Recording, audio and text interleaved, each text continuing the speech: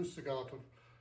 A lot of my clients go through this move-up process, and part of the move-up process many times is that we will look at their existing house and we'll explore all the different options as far as expanding, adding on, maybe even doing a tear down and build new. So we're going to we explore that option, and depending on where that option is going to end up, then because of there will be a number of factors that are going to come into play. One is going to be timing, the other is going to be cost. There are going to be a lot of factors that are going to come into play whether this will work or not. Then we'll start be looking at what is out there in the marketplace that they can either is move-in ready, or they can also purchase and go through the whole design process to create their dream home. So this is a little case study of a couple I'm working with now in Arlington, Virginia. They live on a corner lot. It is what we call R10 zone in Arlington. So the setbacks are going to be, we have two fronts, 25 feet on each side, and then R10 is 24 feet on the sides, so we have 8 and 16. So let me take you through a little bit of the design process that I got to where we are today. We haven't really gone any further than getting the design and some preliminary numbers. So come with me on this journey, and we're just going to be flipping through some different photographs and see how the same, not photographs, of drawings actually, and we'll see how this all comes out. Let's go look at it. Okay, this might be a little bit messy doing it this way, but I hand draw everything, so this is really just trying to figure out how to show it. So first thing I do, oops. So the first thing I do when I come back is after I measure the house, I go ahead and I plot it out. So what we have here, this is the lower level, and then this is the main level. Come into the front door, you have a kind of a great room here with the dining area, kitchen back here, door to the rear, steps that go up to the upstairs bedroom, and then stairs that go down to this lower level. It has a little rec room, has a full bedroom here with a lot of glass in it, storage area and utility.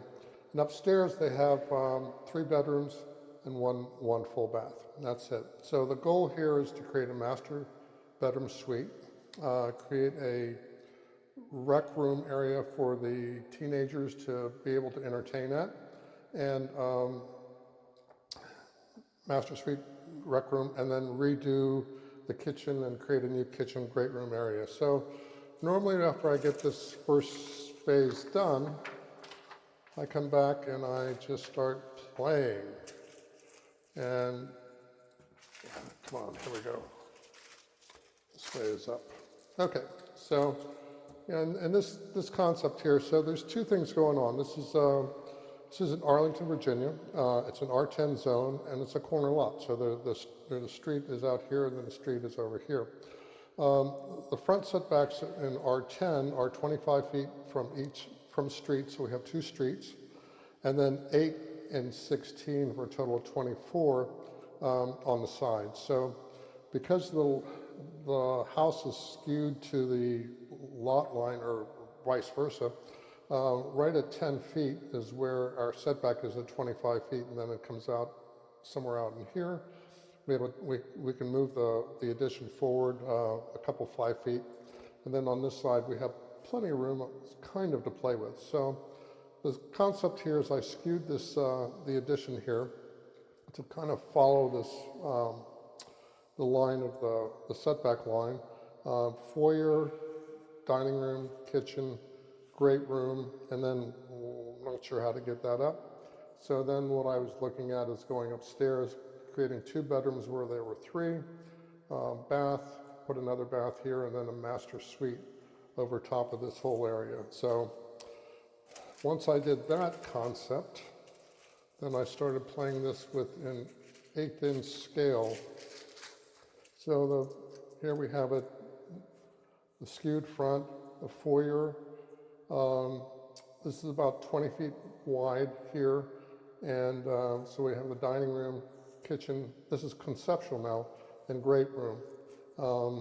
The mudroom here is just a kind of placeholder. It's one of the things that they wanted to create, although it's kind of not the ideal because you're going to have to walk all the way around the house to get to it. But, you know, in this day and age where kids play sports and they bring in all this dirty gear, and instead of bringing it through the front door, maybe a walkway around will make sense. I'll show you that a little bit later. And then the upper level, then the concept is they come up to the existing, create 2 bedrooms up front, or 2 where there were 3, make a full bath here. This bathroom will be an ensuite, and then most likely the first floor is going to have a 10-foot ceiling, so we're going to need to add a couple steps to get to the master. There may be some room to create a 3rd bedroom on this level, which is now we're up a little bit higher, but that hasn't really solved the other issue. Was a rec room, and so then came up with the idea of where this is the landing going into the master bedroom, a couple more stairs up, and then we would have a rec room over top of the existing bedrooms with some sort of roof decking around. Now again, this is conceptual. The downside of this conversation when I was showing it to the clients is that now they're thinking, okay, my kids are entertaining, so now that we've got these people schlepping up and down past the master bedroom, is that the ideal scenario? It creates an interesting look, but is it the right, does it fit their lifestyle correctly? So from there, back to the sketching board, and one of the things that they talked about was maybe they wanted to have this parallel squared off with the main house. So basically, conceptually here again, pushing this out to the max, which is another 5 feet. This is a 10-foot line right here. Squaring this up for the dining room, kitchen, great room, and then off of the upper level, then have a hallway that would come into a master suite. So that's the concept. Skewed over here, rec room underneath, and then the mudroom concept would be below. Taking that to the next step, then to 1/8 inch scale, you know, we have this concept here that we talked about.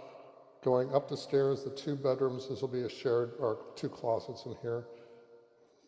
Bathroom, then another couple steps up into the master suite. Now the thing that happens is if we're using this as the tangent point to kick out onto that suite, this is going to be about 30 feet long. It's roughly 16 feet wide, but the projection from here to here is 32 feet. This is the existing house line. And one of the things that they were questioning is that this is the best part of the yard over here, and now we're chewing it up with a lot of structure. So back to my little sketching, then I started thinking, what if we just take this and fold this back into the house and make it a little more, not streamlined, but a little more compact. And, you know, then, so here's the concept that's come up here. So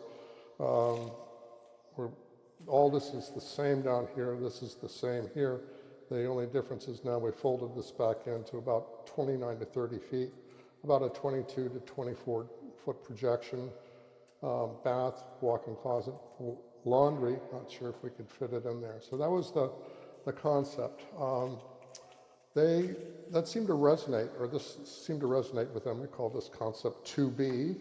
And you got all my different notes around here as far as square footages and things like that. So it was time then to start really trying to get down and dirty with this thing. So 1/8 inch scale, trying to really define the spaces a little bit better. I always draw typically an 1/8 inch scale because it's faster and easier to communicate.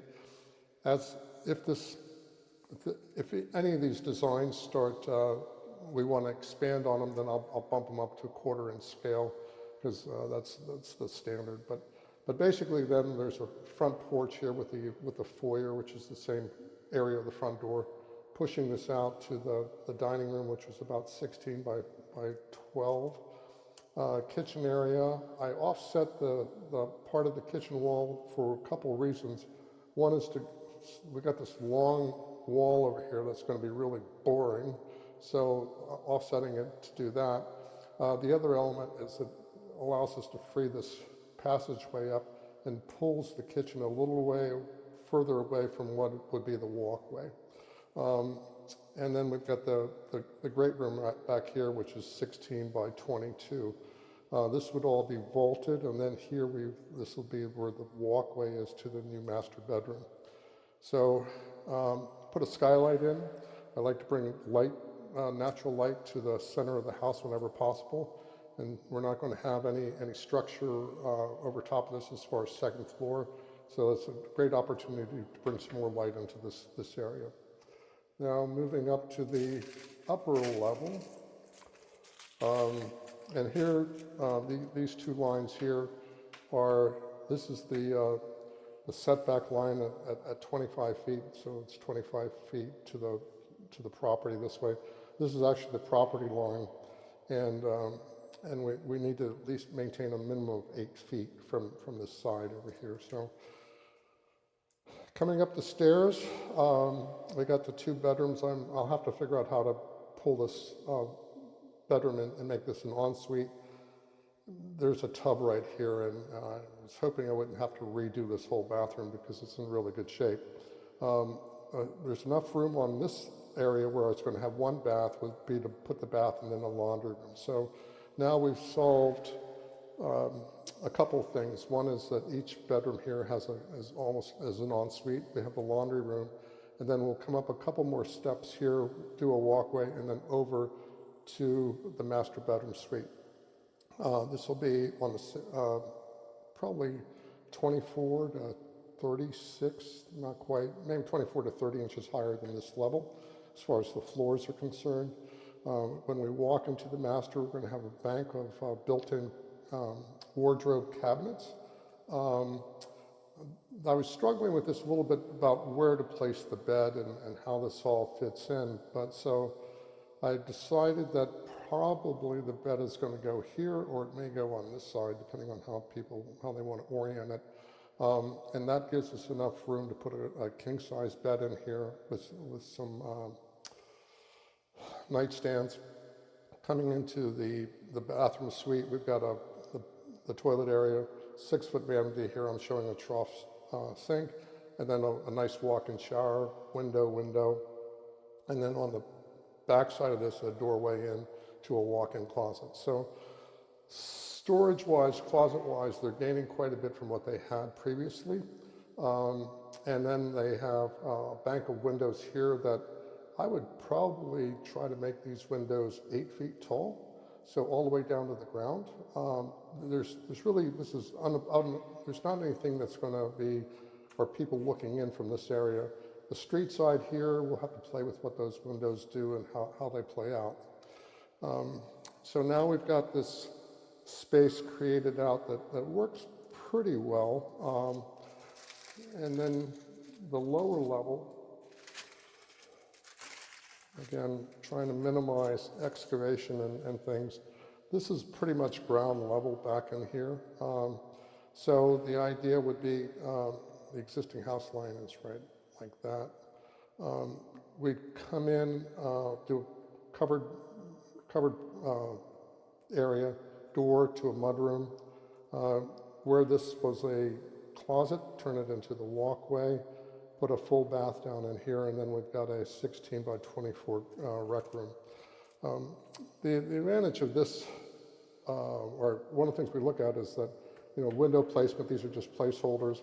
We'll have to talk about how they plan on using the space. Is this space going to be used for gaming, or they're going to be watching a lot of television, or they're going to do projection TV?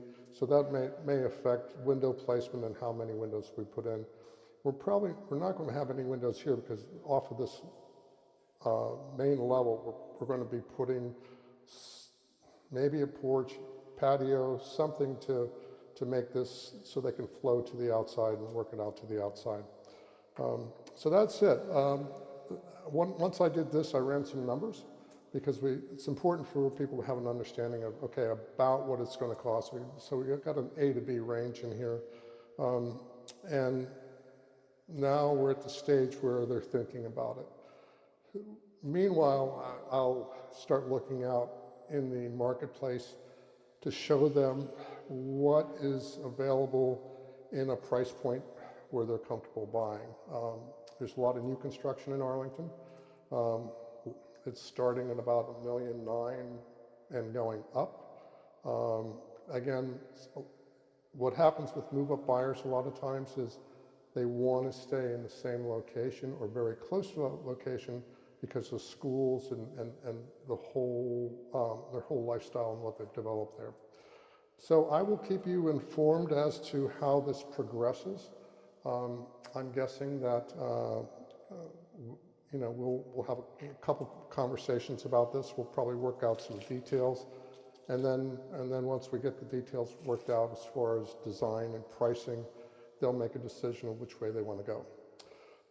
If you have any questions or comments about this process, about real estate or building, please feel free to drop something into the comments or DM me.